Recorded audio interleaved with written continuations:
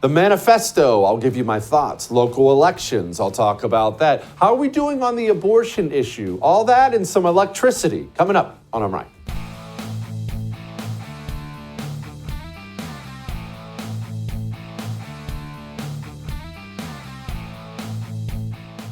Did you hear the latest and most exciting news in the world? Now, are you ready for this? You ready for this? We have poll numbers about the presidential election. Isn't that exciting? And if I sound like I'm being sarcastic and tongue-in-cheek, it's because I am. Oh, I know that's all you've seen on TV all day long. That's all you've heard on the radio all day long. There's a new New York Times poll out, and Joe Biden is losing to Donald Trump in all these elections. Oh my gosh, isn't that earth-shattering? We are a year away from the 2024 election, and there are critical elections happening right now in this country that will determine what your life looks like going forward. Your local and state elections are so much more important than all this national politics people talk about and obsess over all day long. Let me ask you something, and you don't have to answer this, right? Because this might just be a gut check time, and I've had to gut check myself many times in my life. So let me gut check you if I can. It's an honest question. Do you have a MAGA hat? A DeSantis t-shirt? Do you go online? Do you go on social media and maybe argue about politics? I can't believe Joe Biden sucks. I love Trump. DeSantis is the best. Do you do that? No, that's fine. I'm not insulting any of those things. That's fine. Do you do those things? Okay. If you do you know if you even have an election tomorrow? And if you do have an election tomorrow, are you planning on showing up? Have you rallied other people to show up? If you're in Kentucky, you have an election tomorrow, a critical election. Pennsylvania, Tucson, Arizona, Texas, Mississippi, all across the country, critical elections are happening. And you know what I see? And this is why I'm going off on this to start show. We're going to get to Scott Presley here in a minute. You know what I see? It's just crazy to me. So I sat down for breakfast. The wife and I sat down for breakfast with an old Marine buddy of mine and his wife on Sunday morning. Went to church, we went out, it was a late breakfast, brunch thing. We sit down with these guys, they're from East Texas, right? They're from East Texas. He's a huge Trump guy, right? So we were sitting there, we were talking about the legal troubles in Trump and all these other things. And he's really, really concerned about what they're doing to Trump and the legal battles. And he's just not sure what's going on. And that's all he could talk about, right? I wanted to talk about other things. All he could talk about was Trump and the legal battle and Trump this and Trump that. He's really involved. And I said, oh man, okay. Did you vote in the Texas election yet? And I knew he did in a second. I got the look from him. He kind of gave me that side thing, and he knew I'd caught him, so he knew where I was going with it. And he tried to play it off. Well, no, I mean, I'm not quite yet. I'm still figuring it out. He finally had to cough it up. Neither he or his wife, all Trump this, Trump that, Trump, MAGA, baby, even knew there was a local election, critical local election in his home state. We have got to wake up and shape up on the right. This horrible obsession we have with presidential politics, and we neglect the more important elections that are local and statewide, has got to stop or we will lose it all. Not only can we win these local elections, they're right there for our taking. You see, these are low turnout elections. It's nobody but the vile communist scum who even bother to show up, and we outnumber them by 1 million. So what do? What should you do? You don't have to change the world. One, figure out what they are. Your state has a Secretary of State page that tells you when every single election is. That's one website. You can do it on your phone now. When's your local election? Beep, beep, beep, beep, right there on your phone. Figure out where they are and text your friends, neighbors, mom, brother. Hey, just wanted to give you a heads up. Local election is tomorrow. Make sure you vote yes on Prop 13. Don't let them ignore you either. Hey, check it in. Did you get that? It's really important you go vote. Harass them if you have. Do you know what the communists do? They text and harass their friends. They start social media groups. Did you go out and vote against Donald Trump today? Ah! Are you involved like that? Let me ask you something. You go to church in Ohio? Are you by chance an Ohio resident? You know that tomorrow abortion has a chance to be enshrined as the law in the Ohio Constitution? Did your pastor mention it this Sunday? In between sermons about turning the other cheek, did he mention that? Come on, we've got to shape up and wake up, all right? Look, you're in Kentucky. You want this guy to remain in charge? This virus wants to kill as many of us as possible, and it'll mutate, it'll change. We got to be flexible, we got to be proactive, but most importantly, we have to do the right thing, push out the noise, and protect one another. It's critical for our lives. It's critical to keep our kids in school. They wear masks, they'll be in school. They won't, they'll be home quarantined.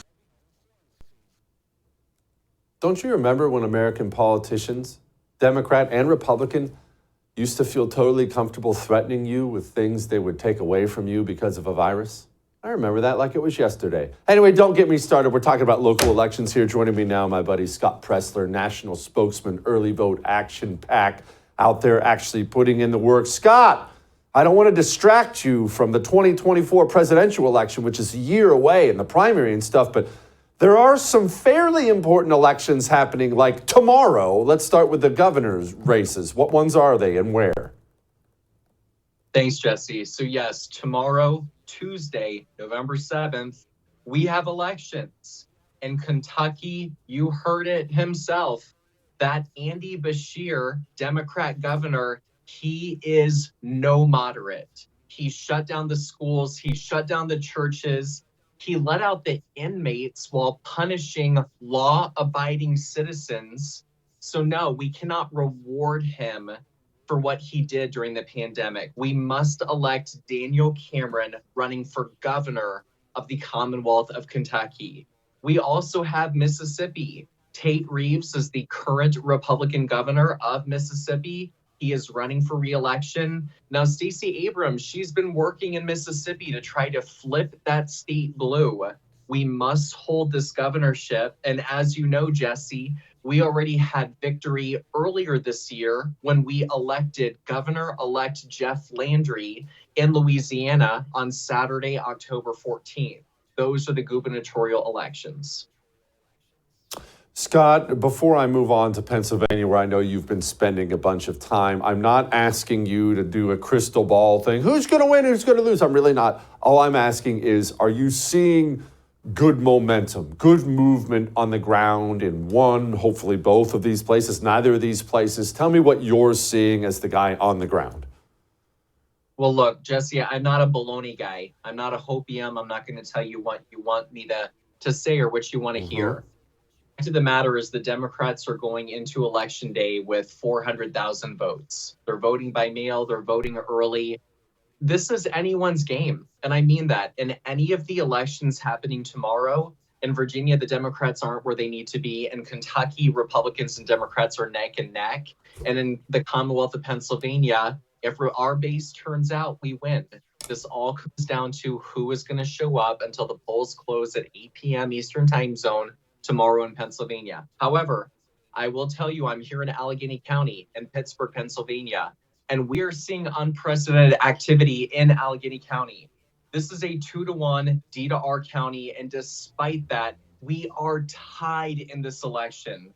So if you have never been active before, or if you have never volunteered, now is that time. Get everyone out to vote for Joe Racky for county executive in Allegheny County, Pennsylvania. Why? What are the stakes? Why should I give a crap? After all the games on tonight, Scott, I'm pretty sure it's Monday. It's Monday. I got Monday Night Football. Scott, I'm busy. Why should I get involved? Well, I'll tell you, look, I bet you people listening to Jesse Kelly care about election integrity, and they would know that in 2019, county commissioner races and county executive races were flipped from red to blue. And is it possible that because those races were flipped, that in 2020, with all of the shenanigans and the lack of election integrity, that made an impact in who won the presidential election? I would argue so. So this is our opportunity. Let's elect Republican county commissioners. Let's elect Republican county executives, provide for election integrity, and set ourselves up for success to elect a Republican president in 2024. I love it. All right, give me the skinny on Virginia. What are the stakes? What do I care? Why should I care? Well, the early voting numbers, mail-in voting and early voting, are not what the Democrats need right now. We are seeing actually a lack of turnout. And that's despite the Democrats, pushing their mail-in voting. That's despite Governor Youngkin having his Secure Your Ballot Virginia, and even my organization, Early Vote Action. So it's anecdotal, but are the Democrats going to turn out tomorrow? That's why I said this is anyone's game. If you live in Virginia, this is our opportunity. We pick up 2 state Senate seats. Governor Glenn Youngkin will have an entirely Republican legislature, which puts us in play to elect a Republican president next year out of the Commonwealth of Virginia. I love it. Scott, my brother, I love you. Keep doing what you're doing. We'll keep supporting you, man. Keep going, all right? Thanks, Jesse. You bet. That's my man right there. And look, all of us, right? All of us, normal people. Let's get it done. All that may have made you uncomfortable, but hopefully it didn't. But I'm right. We have a huge show for you. I'm going to get, obviously, to the manifesto stuff. We're going to talk about pro-life stuff. We have all kinds of stuff to get to. Before we do any of that, let's do this really quickly. We need nutrition, don't we? Look, I'm not a big fan, so what do you want me to tell you? I know I need to eat my vegetables. I don't want to eat my vegetables. I want to eat a double cheeseburger from Jack in the Box. No vegetables, Jack in the Box. But I eat the vegetables anyway. You know why? Because there's no nutrition in the Jack in the Box cheeseburger. Your dog eats a double cheeseburger from Jack in the Box every meal if your dog eats dog food. All dog food. It's brown because it's dead. It's empty calories. There's no nutrients in it at all. You don't have to take away your dog's food. He likes it. Pour Rough Greens on your dog's food. All natural nutritional supplement. Whatever your dog needs, vitamins, minerals, omega oils, everything your dog needs for life, right there. And he likes it. Go to roughgreens.com/Jesse for a free Jumpstart trial bag, or call them 833-33-MY-DOG. You need nutrition. So does your dog. All right, we'll be back.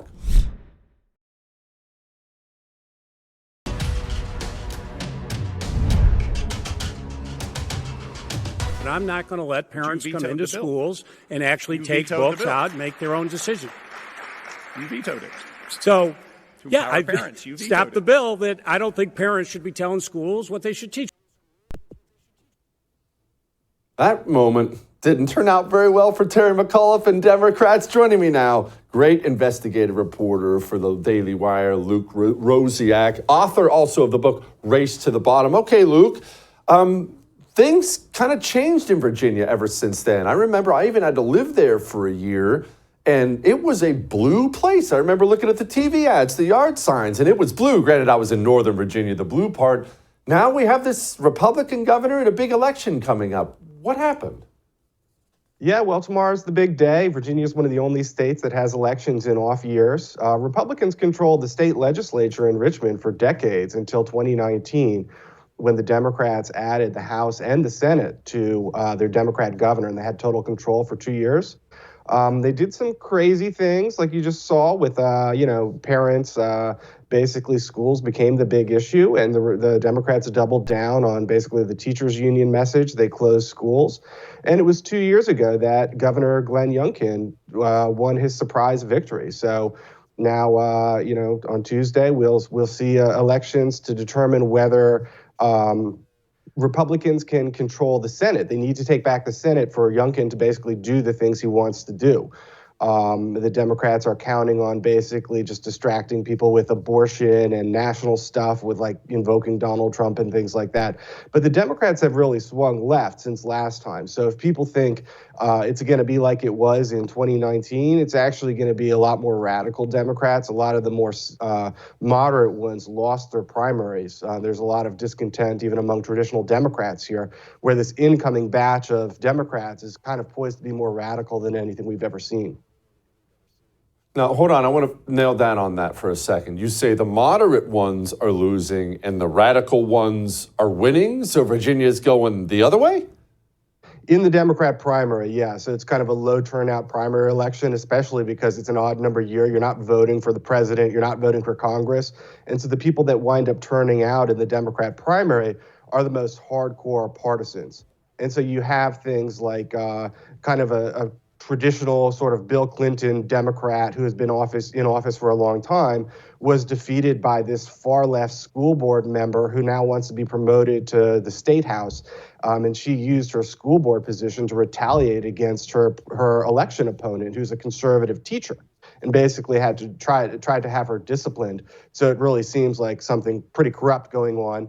And then the school board races, we were talking about the House of Delegates, the Senate, and then school board races are the big ones, and then prosecutors as well.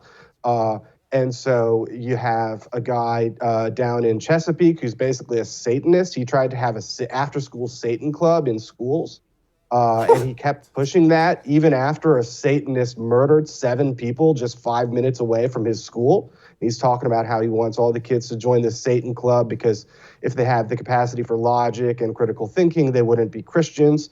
He's running with the full backing of the Democrat Party. And then down at the school board level, you have a DOJ lawyer, a current DOJ lawyer, who's running an overtly Democrat partisan campaign for the Loudoun County School Board. And she's running on a platform that parents' rights advocates are, quote, extremists. And that's likely a violation of the Hatch Act, which is supposed to prevent federal employees from overtly being political. Certainly DOJ employees, you really don't want to be political because of the things like you've seen Attorney General Merrick Garland kind of invoked or mobilized the FBI to go after parents. They even cited the father of the rape victim, the transgender rape cover-up in Loudoun County.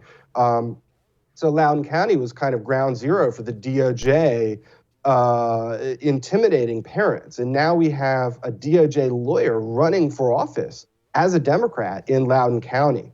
There's kind of a lot at stake in Virginia. And I think, for whatever we saw during that brief period of Democrat control from 2019 to 2021, if they get control again, they're kind of going to go full throttle because people that were on the fringes of the party back then are now going to be the ones in charge.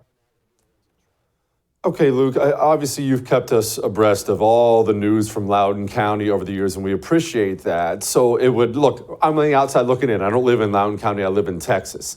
I would assume Loudoun County is a place that is moving right because of how radical it's been, and surely this DOJ nutball running for school board on a platform like that has no chance, right? Surely this county has to be moving that direction. I think there's obviously a lot of concern among parents. We're going to see what happens, but especially in these off-year elections, I think a lot comes down to turnout. A lot of people just frankly don't know what's going on, and that's probably true no matter what state you're in when it comes to these local elections. The guy that's going to be Speaker of the House if the Democrats win is a guy named Don Scott. Probably pretty much no one's ever heard of him, but he's going to be essentially the Nancy Pelosi of Virginia if the Democrats win. He's a felon who spent nearly 8 years in prison on drug charges. And he's kind of going to be the leader of the party, and he'd be joining the current top Democrat on the Senate side, who's a lady who runs a marijuana store and was arrested on felony charges. And then she hired the other guy whose picture you're showing right now as his lawyer, and he got those felony charges dropped. So it's kind of this is a guy, Don Scott, who wanted to release murderers from jail when they reach the age of 65, as long as they've served at least 5 years in jail. So basically, you can murder someone when you're 60 years old and know you'll be out in 5 years. And so back in 2019, 2020, he tried to do this bill, and the other Democrats at that time said, no, you're kind of crazy. We're going to block that. those people have all been defeated. And now he's kind of the insurgent, the up-and-coming flank of the Democratic Party. He's going to be the Speaker of the House if they win. And so you can imagine these violent criminals being released from jail over the objections of the parole department. You can see the Commonwealth attorneys, which is what we call prosecutors here, who tend to overtly put politics over the law. And they run on campaigns that directly say, no matter what the law says, I'm not going to prosecute. They usually say abortion, but you can kind of fill in the blank. That's a sentence that is pretty remarkable to hear from a prosecutor, that no matter what the law says, I'm not going to. That's kind of a shocking thing for a prosecutor says, where they're basically saying it doesn't even matter what the House of Delegates does because we're just going to selectively enforce or not enforce the law. That's something we've actually seen come up with kind of probably the most famous of the Democrats' crazy candidates here in Virginia, which is the porno candidate, right? Susanna Gibson, who was raising money by filming herself selling sex acts online. Basically lawyers tell me that what she did is prostitution in Virginia. She could be prosecuted for that.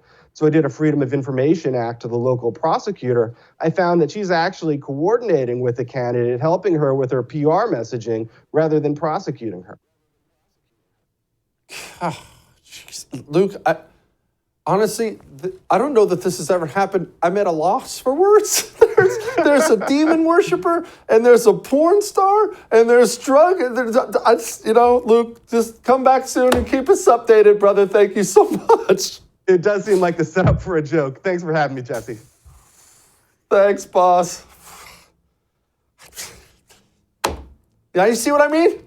The local elections matter. Get out there, all right? Abortion's on the ballot tomorrow as well. Talk about that in just a moment. Before we talk about that, let's do this. You've seen our legal system. Look, you just heard Luke. Look at this DOJ attorney. Look at the platform. This is our legal system now. This is your legal system, my legal system. If something happens, we are going to be underneath that legal system. They're going to be after us. Do you carry a weapon? Good. Do you have an attorney? I didn't ask if you had insurance that'll pay for an attorney. That's a scam. They'll drop you. They do. Read your contract. Do you have an attorney? Jesse, I'm just a normal guy. That's what attorneys on retainer is all about. 24 hours a day, 7 days a week, you have an attorney. A normal guy has an attorney on retainer. Go get one, please, for your protection, for your freedom, that of your family, all right? attorneysonretainer.us/Jesse gets you $50 off. Go get an attorney now, please. We'll be back.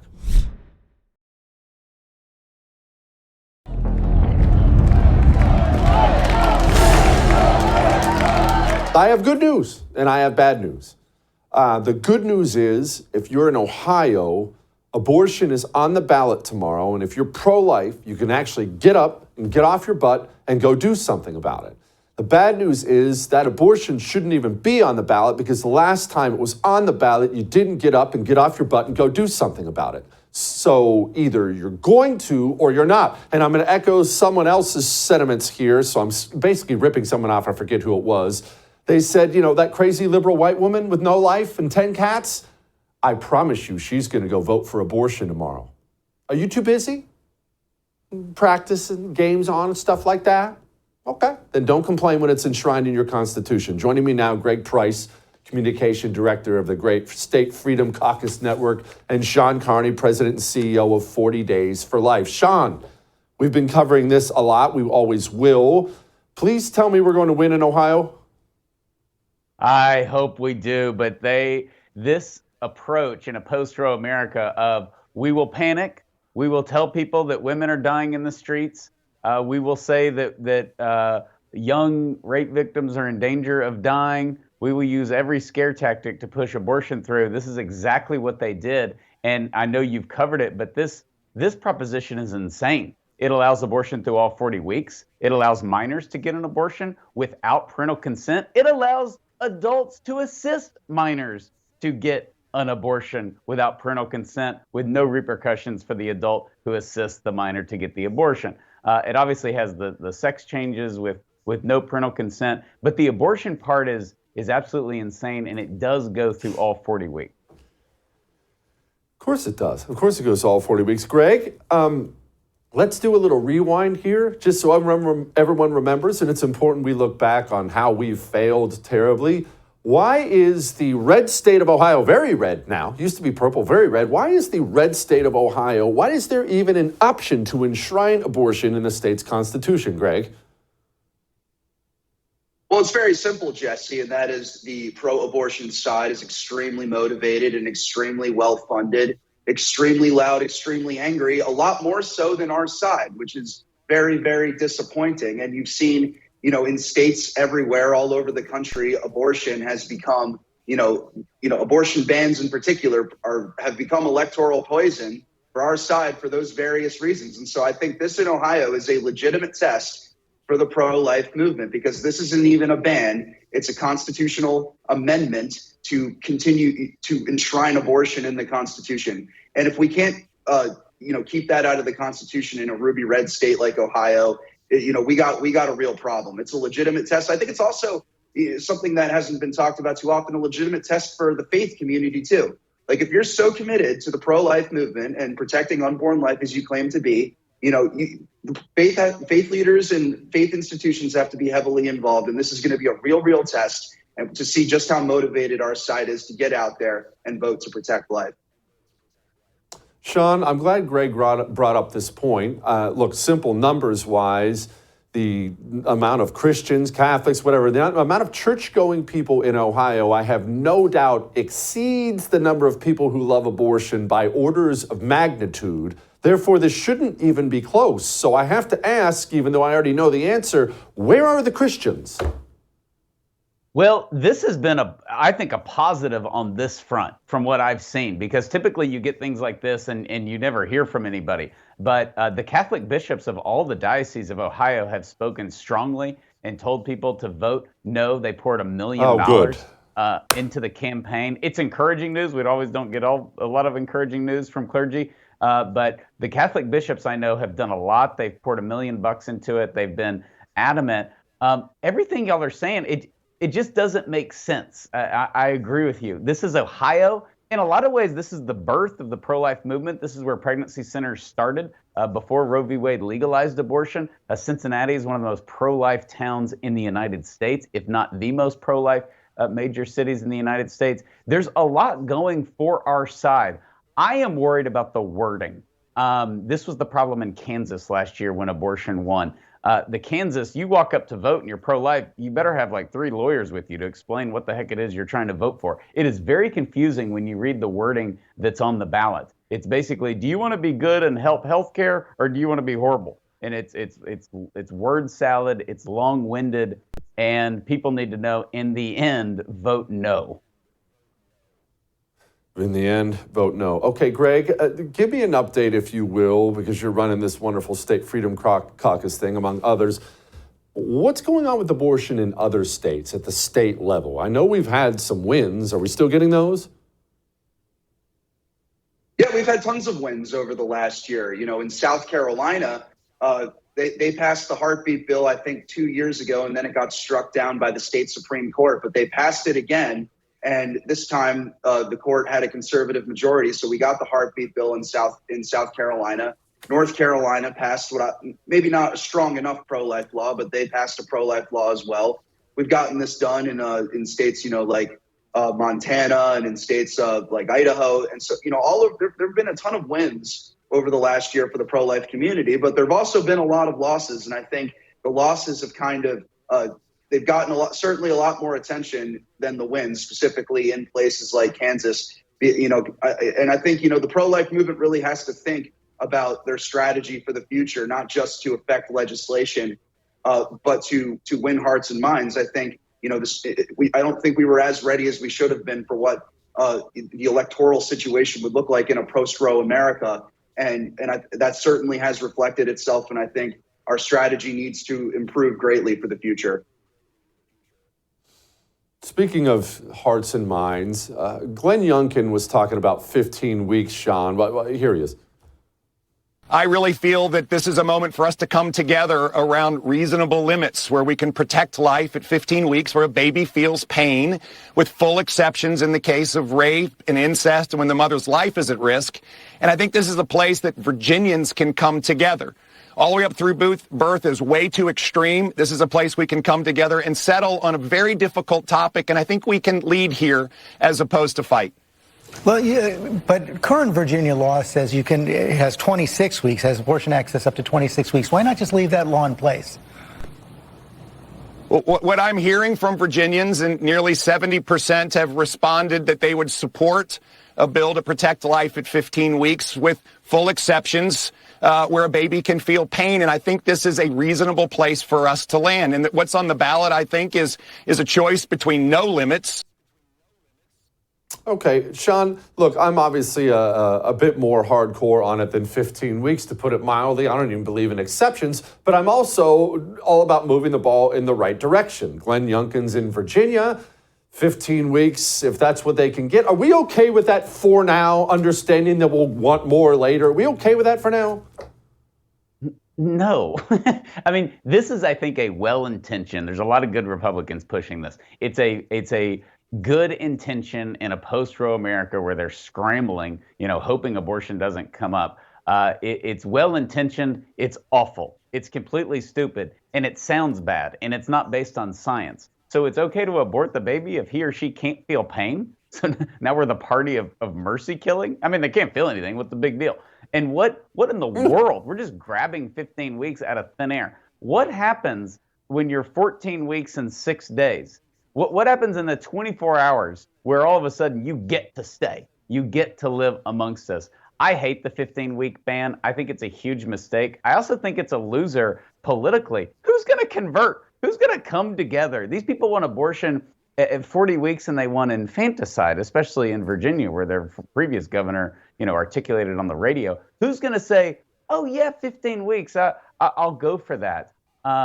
We cannot continue to solidify the dehumanization of the unborn. And of course, all politics is compromise. Everybody knows that. But 15 weeks is a joke. And I think it makes people cringe. I don't know why they don't embrace the heartbeat bills. The heartbeat bills were very, very popular in the states where they passed because it humanized the baby. I think that's a good starting point before we ban all abortions, because people can relate to a beating heart. We spend a lot of money keeping our hearts beating in our country. So I don't like the 15-week at all. I have nothing positive to say about it. I support it. Sean, Greg, thank you, boys. Thank you. Thank you. All right. Yes, I heard about the manifesto leak of that Nashville shooter. And yes, I have thoughts on it. And they're probably going to be different than the thoughts that you've heard today. So just hang on for that. Before we get to that, let's do this really quickly. Obviously, we're all doing it right now, right? Tax season is all of a sudden upon us. So we're figuring out who's who and what's what. And maybe this season is uniquely scary for you because maybe you owe. Maybe you've missed a year, 2 years. Maybe you owe. Maybe you're sitting there frantic. Well, maybe we can sell the house. Before you panic, before you try to tackle this on your own, go get a professional.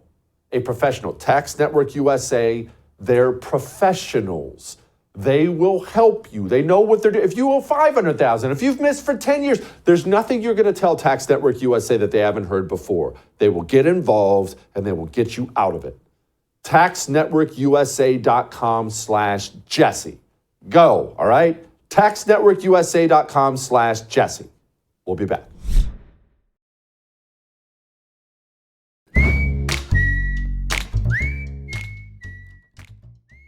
All right. It is time to lighten the mood. I'm sorry, I'm already laughing. But anyway, listen, do you like specials? Do you like our history? Like when I do history, we do history here on I'm Right. You know we did a World War II history one. Well, we're doing one, right? Veterans Day. You know that you can go check that out, thefirsttv.com/history.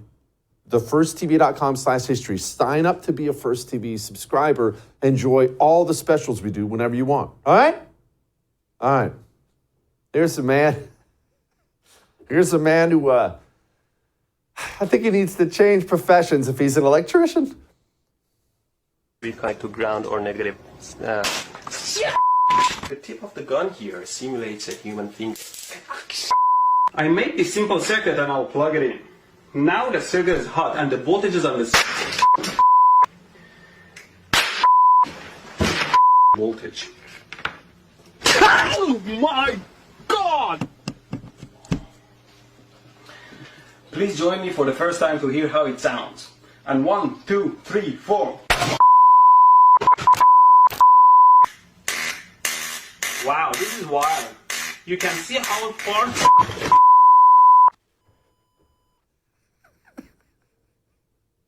By the way, I shouldn't do this, but I'm sorry, I'm a father. Kids, it's funny online. Don't do any of that stuff, you'll die. All right? I'll see you tomorrow.